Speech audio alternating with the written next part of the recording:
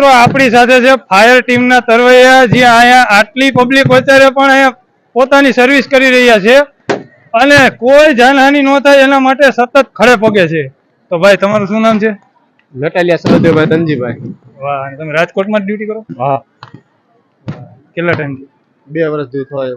અને આજે તમને સ્પેશિયલ કોઈ ડૂબી ન જાય એના માટે જ બોલાવવામાં આવ્યા છે? હા.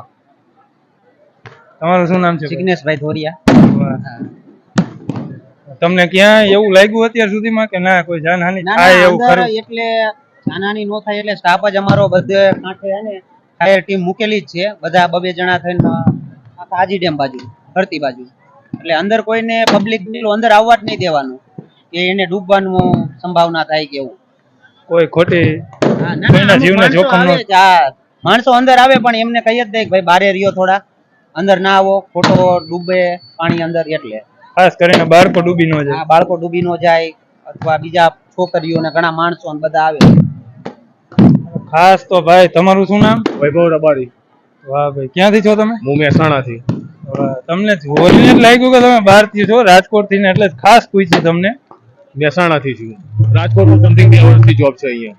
2 વર્ષથી અહીંયા જ છું. તરવૈયા છો તમે? હા, સ્વિમર છું, ફાયરમાં છું. આમ કદાચ કેવું કોઈ એવું લાગે કે ના ડૂબી જાય, તમે તળિયા સુધી જઈને 100% ડેફિનેટલી બચાવશું. જ્યાં સુધી અમારી હિંમત ચાલશે ત્યાં સુધી બચાવી લેશું માણસને.